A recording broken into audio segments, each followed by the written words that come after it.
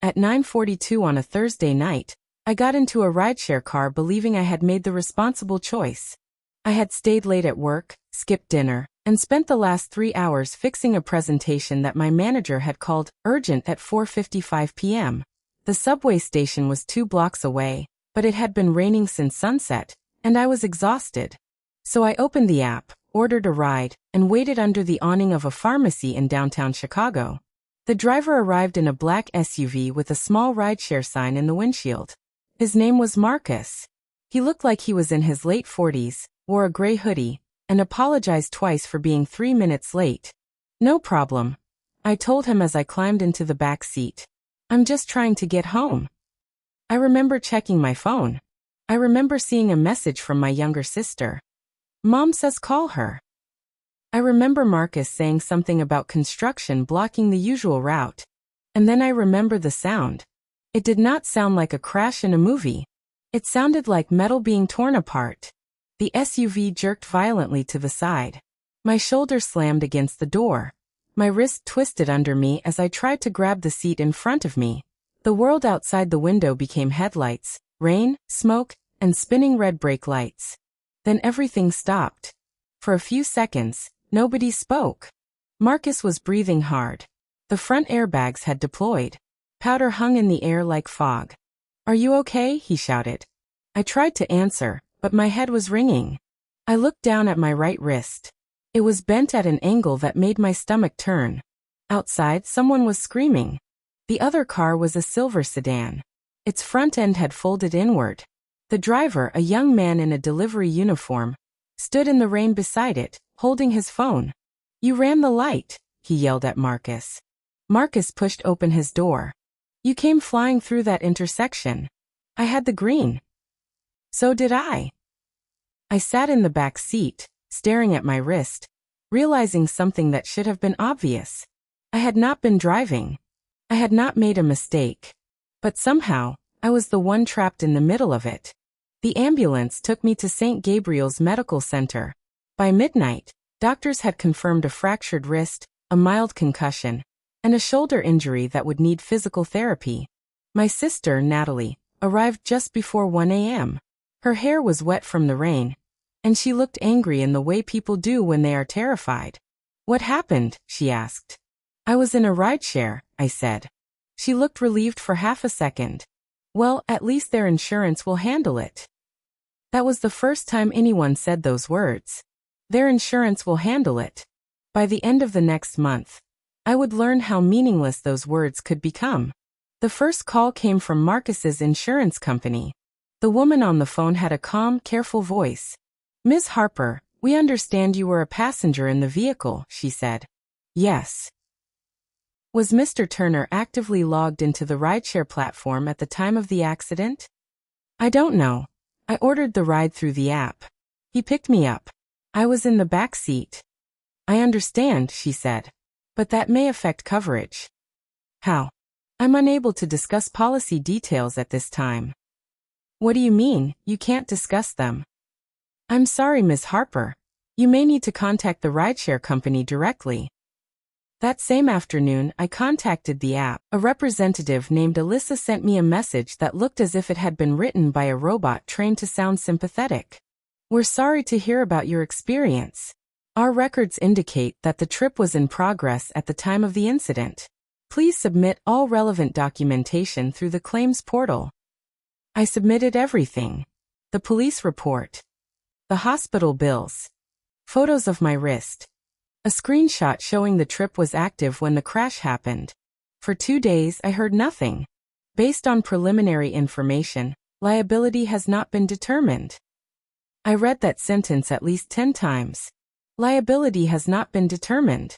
I thought they meant they needed a few days. Maybe a week. Instead, it became the sentence that followed me everywhere. When the emergency room bill arrived, liability has not been determined. When I received a notice for physical therapy, liability has not been determined. When I told my manager I could not type properly because of the brace, liability has not been determined. The other driver's insurance company called me next. The adjuster introduced himself as Daniel. We believe our insured entered the intersection with a green light, he said. That's not what the rideshare driver said. Mr. Turner has an interest in how the accident is interpreted. And the other driver doesn't? There was a pause. Ma'am, I'm just explaining that we have conflicting accounts. I'm not asking you to explain the conflict, I said. I'm asking who is paying my medical bills. I'm afraid that depends on the outcome of the investigation. What investigation? Traffic cameras, witness statements, vehicle data, the police report. The police report says the cause is undetermined. Yes, he said. That is why this may take some time. The call ended with him telling me to keep all my receipts. I almost laughed. I had begun keeping receipts for everything. Receipts for pain medication. Receipts for ride shares to physical therapy because I could not drive. Receipts for grocery delivery because lifting bags hurt my shoulder. Receipts for a wrist brace that my insurance only partially covered. Every receipt felt like evidence that my life had become more expensive because two strangers had entered an intersection at the same moment. Marcus called me 3 weeks after the accident. I almost didn't answer. Hi, Emily, he said quietly. It's Marcus. I recognized his voice immediately. How did you get my number? It was in the accident paperwork. I sat down at my kitchen table. What do you want? I wanted to see how you were doing. My wrist is broken. I have physical therapy twice a week. My company is asking whether I can still do my job. So I'm doing great. I'm sorry, he said. I really am. For a moment I felt guilty. He had been in the crash too. He had airbags explode in his face. He had probably been scared. Then he said something that changed everything. They're trying to say I wasn't on the app. I stopped breathing. What? My insurance company. They asked whether I was working. You were driving me. I know. But the app had a glitch earlier. I accepted your ride, but my phone froze. I restarted it at a red light. So were you logged in or not? Yes. They're saying they need to know the exact status on mine. I looked at the screenshot I had saved from the night of the crash. It showed Marcus's name, his car, the route, the message saying, "You're on your way." But I suddenly understood why everyone was avoiding a clear answer. If Marcus was operating as a rideshare driver at the moment of impact, one set of insurance rules might apply. If the company argued that he was not properly active, another policy could become responsible. If the other driver was at fault, his insurer could be responsible. If both drivers shared fault, the payment could turn into a fight that lasted months. And while they argued, I was still the passenger with the broken wrist. The police report arrived 6 weeks after the accident. It included one sentence that made my attorney close his eyes and lean back in his chair. Yes, I had hired an attorney by then. Not because I wanted a lawsuit. Not because I was looking for a payout. I hired one because I had called 3 insurance companies, submitted 37 documents, and received exactly $0 toward my medical bills. The sentence in the report read, "Video evidence from the intersection was unavailable due to camera maintenance. No traffic footage. No clear answer about the light. No simple villain. Just 2 drivers blaming each other, insurance companies protecting their own interests, and a passenger whose memory began 3 seconds before impact and ended when the ambulance doors closed." My attorney, Robert, placed the report on his desk. "This does not mean you don't have a claim," he said. "It feels like it does. It means the case will depend on other evidence." What evidence? Vehicle data, phone data, witnesses, app records, medical documentation. Can the app just tell us whether Marcus was active? They should have records. But should and will are different things. That was when I learned another painful lesson. The truth is not always hidden because nobody knows it. Sometimes it is hidden because the people who know it have reasons not to speak quickly. 3 months passed. My cast came off, but my wrist was weak. I could not open jars without pain. I typed with 2 fingers. I stopped going to the gym because my shoulder hurt every time I lifted my arm above my head. At work, I smiled when people asked if I was better. I'm getting there, I told them. But at night, I would open the billing portal and stare at numbers that did not look real. $18,640. Then $22,190. Then more. One Tuesday morning, Robert called. We found a witness, he said. I stood up so quickly that my chair rolled backward. What witness? A woman who was waiting at the bus stop near the intersection. She saw the collision. She also took a video afterward. Afterward? Yes. But her video shows something important. I met Robert at his office that afternoon. The witness's name was Teresa. She had been waiting for the number 36 bus when she heard the crash. In the seconds after impact, she started recording. Her video did not show the traffic light. It did not show which driver had entered first. But it showed Marcus standing beside the SUV, holding his phone. And on the screen, visible for less than 2 seconds, was the Rideshare app. The trip was active. Not a screenshot. Not my phone. His phone. Active trip. Passenger on board. Destination in progress.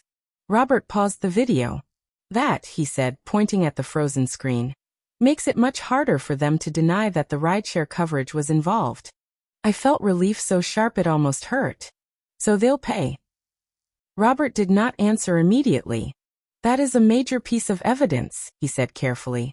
But it does not end the dispute over fault. Of course it didn't. Nothing ended quickly. The rideshare company acknowledged the active trip, but said the other driver might still be responsible. The other driver's insurance company insisted Marcus ran the red light. Marcus said the other driver had been speeding. The other driver claimed Marcus had turned his head to look at his phone. Then the vehicle data came back.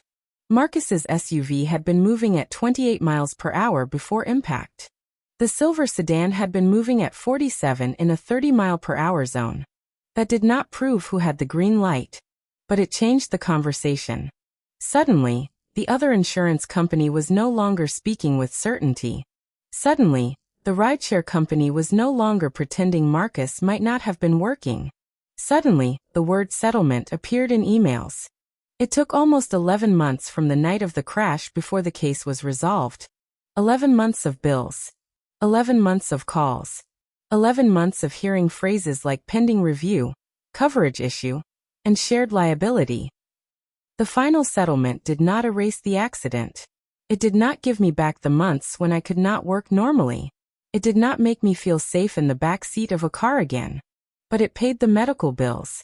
It covered the therapy. It gave me room to breathe. A year later, I still use rideshare apps sometimes. But now, before I get in, I check the license plate twice. I sit with my seatbelt on, even for a 5-minute ride. I save the trip details. I take screenshots. And when someone says, "At least you were only the passenger," I know what they mean. They mean I was innocent. But innocence and protection are not the same thing. That night, I was only the passenger. And that was exactly why everyone thought they could make me wait.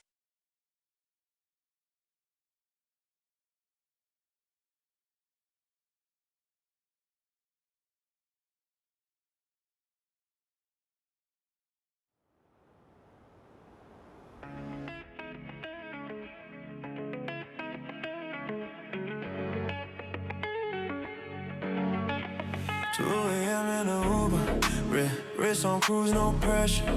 Your girls in the back row laughing at my gesture. You said you done with the drama, prove you better. Told you save me one dance, I'll match your tempo. Measure for measure. You walk in, whole room, lean your waist, silk dress, low bass, DJ press play. You say you only came out for a little escape, but the way you move said you needed this break. Talking about your week, how they drain your time. Are you tired of the boys that don't read your mind? Told you, crack out, let me set that vibe. Let your phone die out, let your shoulders unwind. You said you hate when a man just flex. All talk, no touch, just ego and text. I ain't here tryna sell you a dream, just a backbeat. Hand on your waist on the beat in between. If you feel what I feel, don't fight that rush. Let your guard come down when our body brush. Let me be your all switch tonight.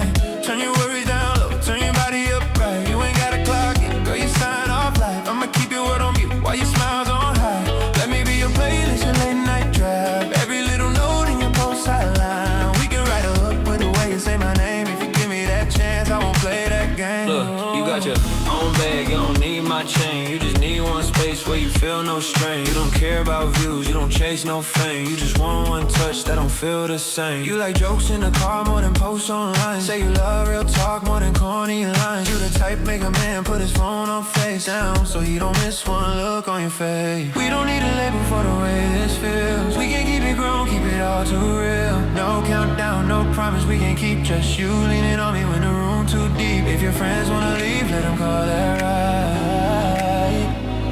We can take one more song, let the night decide. Let me be your off switch tonight. Turn your worries down low, turn your body up right. You ain't got a clock in, girl, you signed off life. I'ma keep your word on mute while your smile's on high. Let me be your playlist, your late night drive. Every little note in your post I line. You can take the lead, I can move in time. Long as you don't dim what I see in your eyes.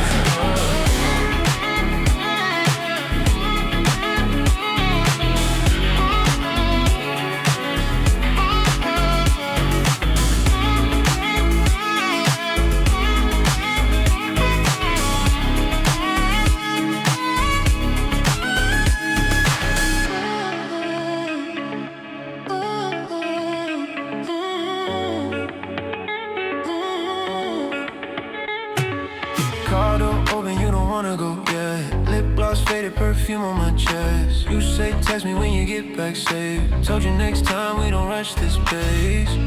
Save your name with a heart and a flame on the side. Cause you feel like home with a wild inside.